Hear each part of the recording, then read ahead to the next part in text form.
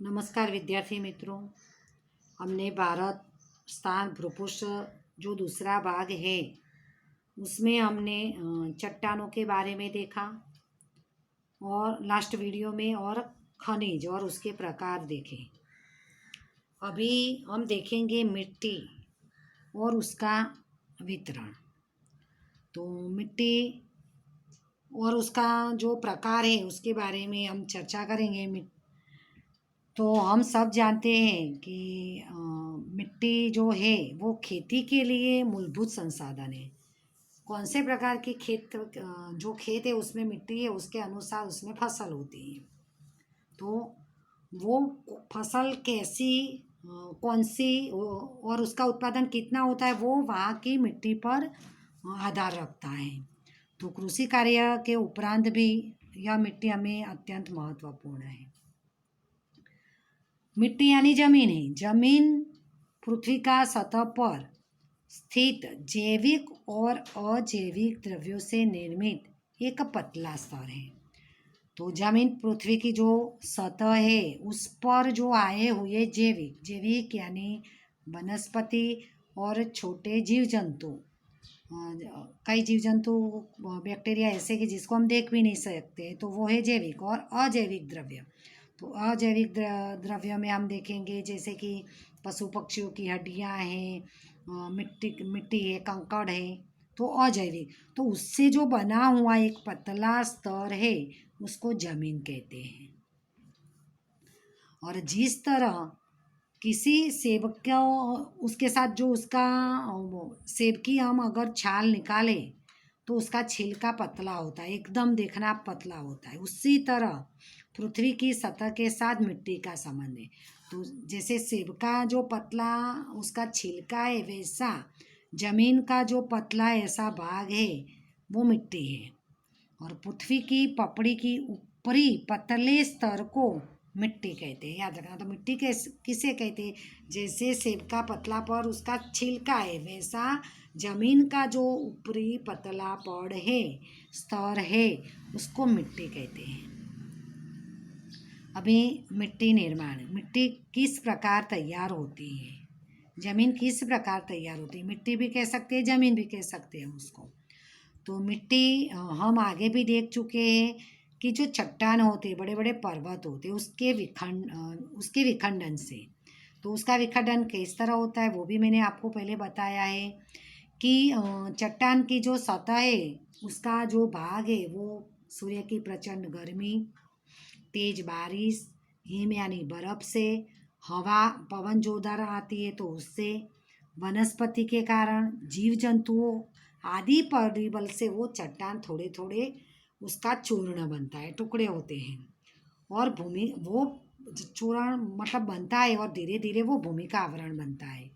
और उस भूमि आवरण में चट्टानों के छोटे बड़े टुकड़े, अभी ये भूमि आवरण जो बना उसमें चट्टानों के छोटे बड़े टुकड़े हैं, कंकड़ है, रज यानी मिट्टी है। तो इसे रेगोलिथ कहते हैं, याद रखना। रेगोलिथ किससे कहते हैं वो सवाल आ सकता है। तो भूमि के आवरण में जो चट्टानों के छोटे बड़े टुकड़े होते हैं, कंकड़ होते और रज यानी धूल होती है, उसको रेगोलिथ कहते हैं, जिसमें केवल खनिज द्रव्य होते हैं। अब ये रेगोलिथ हमने जिसको देखा कि भूमि का आवरण पहले हमने देखा, तो भूमि का आवरण किस प्रकार बना, तो जो चट्टाने हैं उसका पानी, हवा, हिम, गर्मी, वनस्पति और जीव जंतुओं से जो उसका छोटे छोटे चूर्ण बनता है और वो चूर्ण बाद में भूमि आवरण बनता है। अभी वही भूमि आवरण में चट्टानों के जो छोटे बड़े टुकड़े होते हैं, कंकड़ होते हैं और धूल होती है, उसको रेगोलिथ कहते हैं। अभी ये रेगोलिथ फक्त केवल मात्र खनिज द्रव्य ही होते हैं। बाद में उसमें जैविक द्रव्य जैसे मैंने पहले ही आपको बताया, जैसे कि वनस्पति है, छोटे छोटे जीव जंतु है, तो वो मिलते हैं। बाद में हवा और पानी मिलते हैं और अंत में उनमें से मिट्टी बनती है। ये मिट्टी निर्माण ध्यान से सुनो, आपको याद रह जाएगा। सवाल भी आ सकता है कि मिट्टी निर्माण प्रक्रिया बताइए, तो यही चीज़ आपको उसी में बतानी है। तो जो रेगोलिथ होता है वो उसमें केवल खनिज द्रव्य होता है, बाद में उसमें जैविक द्रव्य, हवा और पानी मिलता है और उनमें से मिट्टी बनती है।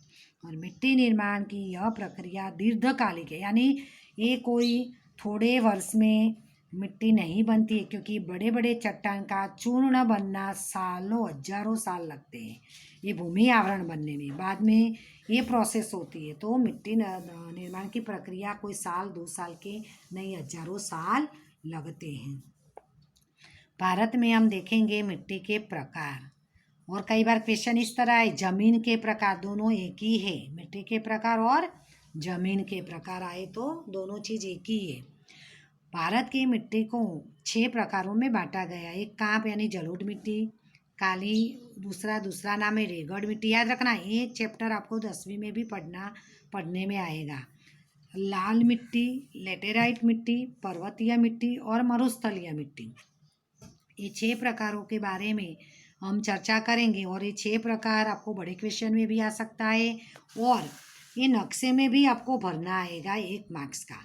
कोई भी मिट्टी दी होगी कि मिट्टी का कोई भी एक प्रदेश बताइए, या सॉरी मिट्टी में कोई मानो कि लाल मिट्टी का कोई प्रदेश बताइए, तो हमें देखना है कि लाल मिट्टी कहाँ कहाँ हम पढ़ेंगे तभी देखेंगे, वो राज्य में आपको दिखानी। यहाँ नक्शे में अभी हमने मिट्टी के प्रकार पढ़े नहीं तो आपको समझ में नहीं आया, फिर भी एक बार बता दे। एक जो है ये सारी मिट्टी वो काप की मिट्टी है, क्योंकि यहाँ गंगा यमुना के मैदान जो है और मैदान नदियों जो मैदान बनाते हैं वो काप की मिट्टी होते हैं ये सारा भाग।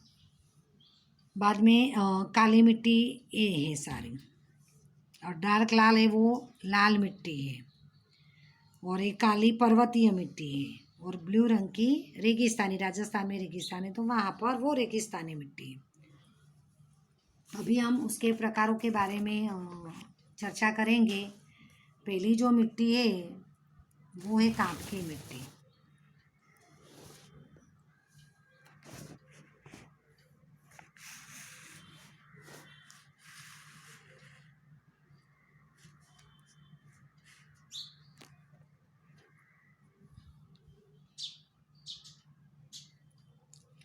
तो कांप की मिट्टी का दूसरा नाम है जलोढ़ मिट्टी। याद रखना विद्यार्थी मित्रों, ये चैप्टर ये मिट्टी के प्रकार आपको 10वीं में भी आएंगे।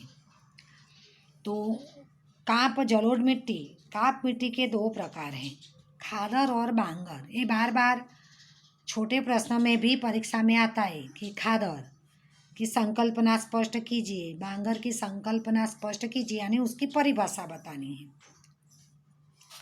तो काप की मिट्टी के ही खादर और बांगर दोनों प्रकार है। तो नदियों के निक्षेपण से तैयार होने वाली इस नई काप की मिट्टी को खादर कहते हैं। याद रखना, अभी हम सब जानते हैं, आपने और नीचे की क्लासों में भी पढ़ा होगा कि नदी जब अपने पानी के साथ जो कूड़ा कचरा लाती है, बाद में उसका प्रवाह जब शांत होता है वहाँ उसका निक्षेपण हो जाता है, और वहाँ जो मैदान बनता है वो काप की मिट्टी से तैयार होता है, और जो नया काप होता है उसको बोलते हैं खादर। बाद में बाढ़ के मैदानों से निर्मित यह मिट्टी मुख्यतः नदियों के पास के क्षेत्रों में पाई जाती है।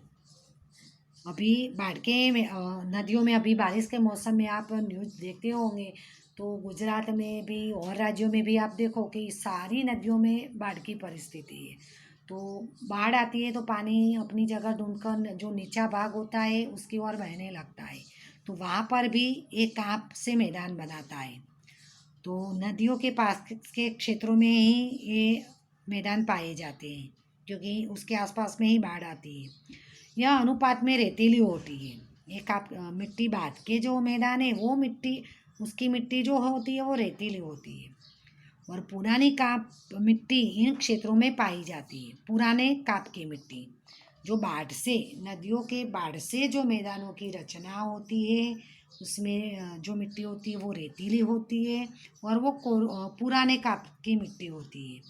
और जहाँ नदियों के बाढ़ का जल ऊंचाई के कारण नहीं पहुँच पाता है, अभी हर साल एक काप जमा होता है बाढ़ के कारण, तो वो धीरे धीरे ऊंचाई उसकी हो जाती है। बाद में दूसरे साल जब नदी में बाढ़ आता है तो वो ऊंचाई पर हो जाता है, इसीलिए वो पानी वहाँ पर नहीं पहुँच पाता है।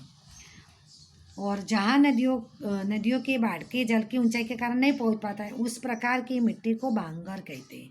तो याद रखना, खादर बांगर एग्जाम में बार बार आते हैं, मोस्ट आईएमपी है। तो खादर जो नदियों के निक्षेपण से तैयार होने वाले नए काप की मिट्टी को खादर कहते हैं। और बांगर तो जब नदियों में बाढ़ आते हैं तो उसके आसपास के क्षेत्रों में काप के मैदान तैयार होते हैं, और धीरे धीरे करके काप के मैदान जो होते हैं वो ऊंचे हो जाते हैं। तभी नदियों के बाढ़ के पानी वो ऊंचे मैदानों में नहीं पहुंच पाते और वो काप पुराना हो जाता है। तो इस प्रकार से जो मैदान बनता है, मिट्टी का जो मैदान बनता है, उसको बांगर कहते हैं। यह चिकनी और गहरे रंग की होती है। बांगर से बना हुआ जो मिट्टी होती है वो चिकनी और गहरे रंग की होती है। काप मिट्टी देश के बहुत बड़े क्षेत्र में पाई जाती है। ये काप प्रकार की मिट्टी हमारे देश में बहुत क्षेत्रों में पाई जाती है। और इस मिट्टी की उर्वरा शक्ति अलग अलग स्थानों पर भिन्न भिन्न है। उसकी उर्वर शक्ति, उपजाऊपन अलग अलग जगह पर अलग अलग है। परंतु सामान्यतः हम देखें तो यह मिट्टी अत्यंत उपजाऊ है। तो हम देखेंगे तो उत्तर भारत के जो प्रदेश है सारे, पंजाब, उत्तर प्रदेश, बिहार, पश्चिम बंगाल आदि राज्यों में इस प्रकार की मिट्टी है, यानी काप प्रकार की मिट्टी है। ये आपको याद रखना है क्योंकि नक्शे में आपको भरना आएगा ही। तो काप की मिट्टी का प्रदेश एक दर्शाइए तो हमें कोई भी एक चारों में से हम बता सकते हैं।